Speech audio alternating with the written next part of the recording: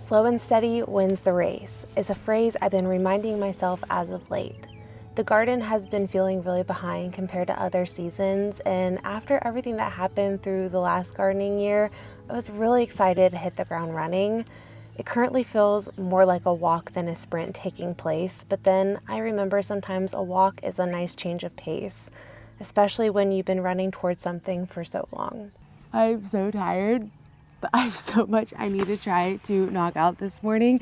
So we have had so much rain over the last week. I think we've gotten right around 7 inches or so, and today is the only day that we're not, well, we have rain chances later, but hopefully it's only 30% chance. But you know, every 30% chance we keep having turns out to be a full-blown rain. So we've just been having nonstop rain since the last time I saw you guys. I was literally planting in the rain, and we've just been getting pretty much rain every few days, and significant rains. Like last week we got almost 7 inches, and then they're projecting another roughly 3 for the next few days. So I need to try to get these beds flipped.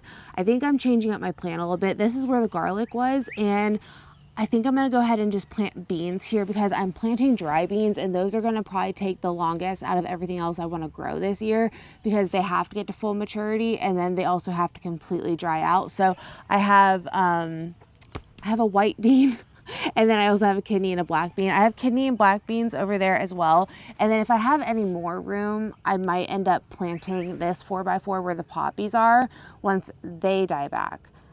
The problem I'm running into is since we've been very rainy, we've also been cool. Like I'm wearing a jacket this morning. I feel like it's been 60 degrees in the morning, or pretty close, 60s to 70s. And we just really haven't we've warmed up throughout the day, but our nights are still staying decently cool. And then just with the rain, everything's been kind of just behind.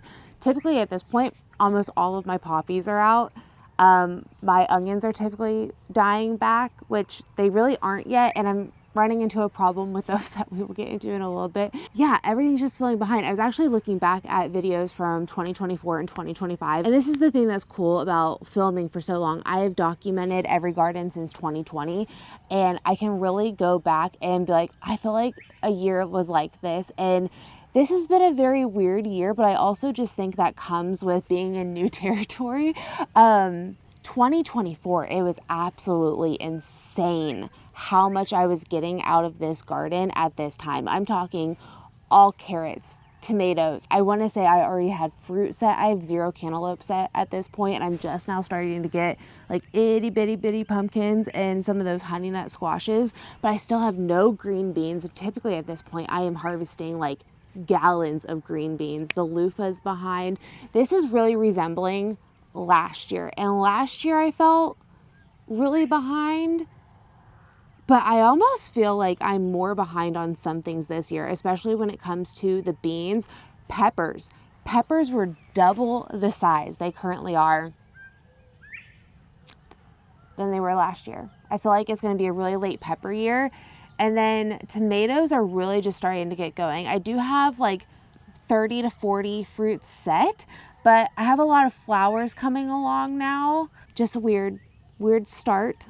But yeah, I have a lot I needed to try to knock out this morning before this rain comes. That was the whole point I was trying to get to. So I really need to get these 3 beds planted. I also need to address my in-ground space because we had like 3 inches of rain within like an hour or 2, and there was some flash flooding that went on, and it ended up swooping all of like my mulch in these 4 rows right here. Like I built up my soil in these rows, and the walkways were a little bit more compact and down. So that was actually kind of working in my favor a little bit when we got this rain, just because it didn't affect like my actual rows. It just did my walkways. So I need to try to push back that mulch. And then yeah, I don't know what to do about my potatoes because I really don't need them to get any more water. I don't know. I have a full list of things I need to get done, and honestly, I probably just need to start. These rows, as you can see, are just fine. But then once we get to this row, you can see how much the wood chips got knocked back, and then how it flooded out. You can see how bad that one got as well. And there's some wood chips up on here. I'm probably gonna have to end up remulching these.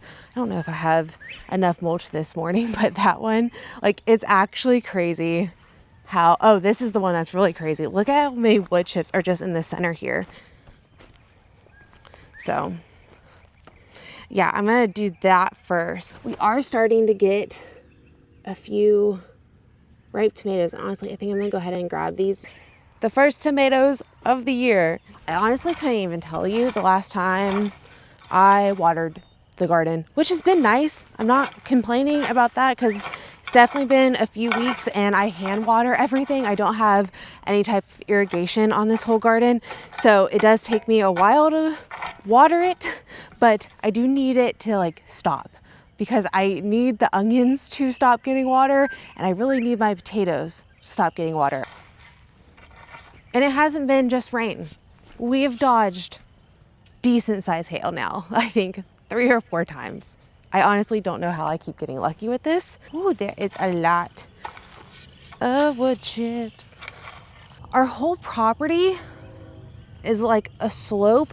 It's not dramatic, but it's decent, especially when you're in the low. You can see how much it's really sloped.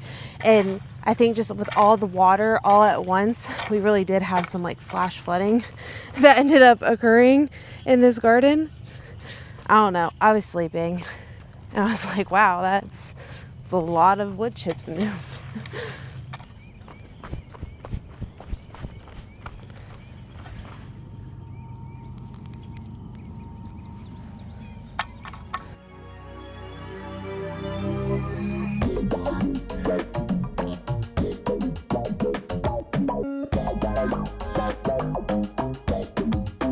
I have these 3 garden beds empty at the moment, and since I have 3 different beans I want to plant, I'm just going to plant a variety per garden bed. I have an Eclipse black bean, I have a cannelli, which is that white bean I mentioned. I want to say that's how you pronounce it. And then I have a kidney bean. So I'm going to get this area weeded. I am getting these planted instead of the corn I originally planned because we are officially in the second half of the growing season now that we hit summer solstice, not winter solstice. Oh my gosh, summer solstice. So our days are going to continuously get shorter at this point, causing our days to maturity to lengthen. And where I'm currently at, I have about 115 to 130, 35-ish days left. That's kind of a range, I know, but that's kind of just how it ends up happening here. We're either right around mid-October or we've gone as far as mid-November. So I kind of just shoot for around the 25th, 30th of October, as we're probably going to have frost by that point.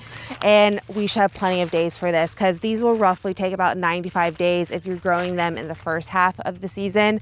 But I expect these to probably take closer to, my guess is 105 to 110 days to fully mature and fully dry out. So the beans are planted and I also got the tomatoes mulched because I did not do that the other day. And since some of this in-ground space got washed out, I'm actually going to go through and just top this area off a little bit as well with some straw, just so it looks nice.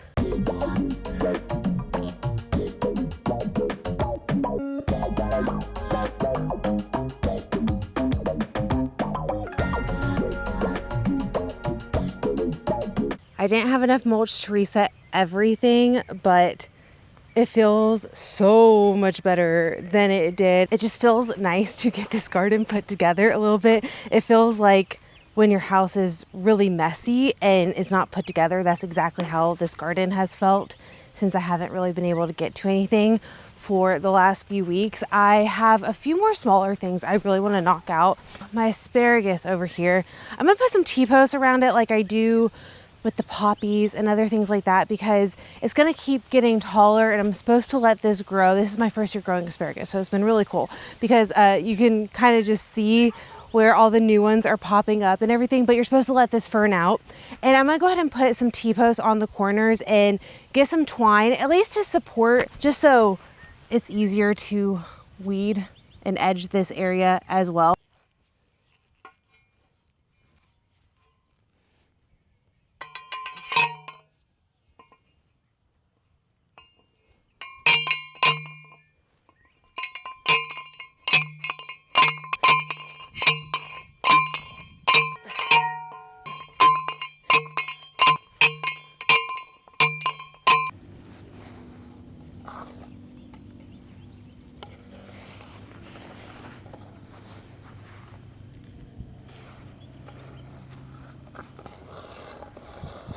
I think that's gonna help a lot. I like the way it looks. I have some basil here that I've started. I wanna say I started this probably 6 weeks ago. I'm gonna get these planted, probably one there, one here.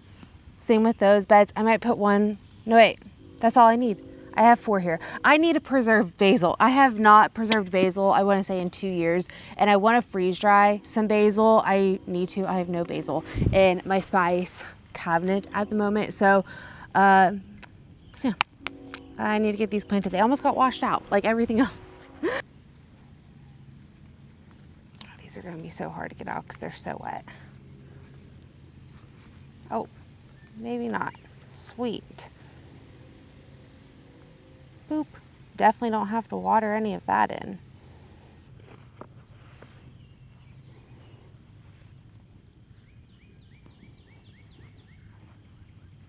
I think the last thing I'm gonna have time for today is to prune up my pumpkin a little bit, and then there's a little bit on the tomatoes I wanna do. I don't want these to get too out of control, and they're already going crazy. I had a feeling this honey nut is doing insane this year. Shockingly enough, I have not seen squash bugs or squash bug eggs yet, and typically I have issues starting with those at this point. So kind of shocked on that.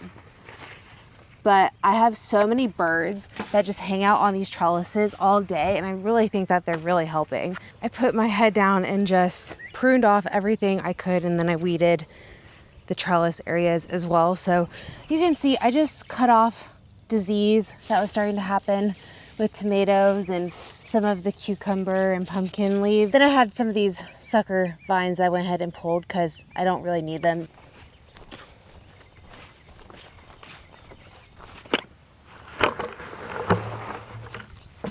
I wanted to grab that tomato as well. I don't want any of my tomatoes to crack, especially if we get a significant amount of rain over the next few days. I will say the peppers are really starting to put on some flowers now, but they weren't for a second there. The last thing I wanted to talk about were the onions. So we're getting close on these, and I'm having a very similar experience to what I had last year. Just again, with the weather, I think it's just a very similar year.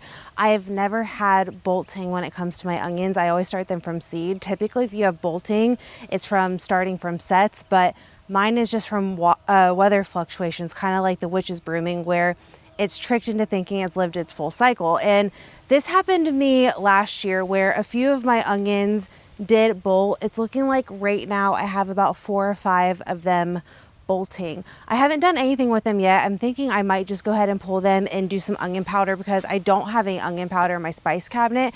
But I'm thinking I might leave a few as an experiment. I had a ton of people comment and suggest that I break off the bloom, kind of like a garlic scape, and that the bulb will continue to get bigger. I don't know if it will necessarily store that great, but there were some stories that people did mention. So I am curious if you have had bolting onions, what have you done? Because I am just holding off for another day or two until I really make my decision on that. They're looking really good. Let me show you. It's definitely smelling oniony over here, but this one is looking so good. Honestly, they're all looking pretty good. I haven't weeded this area in a little bit just because I didn't want to disturb anything, but we are getting pretty close and they're looking pretty good. So hopefully we don't have too many of them bolt. If you've never seen a bolting onion before, this is what it looks like.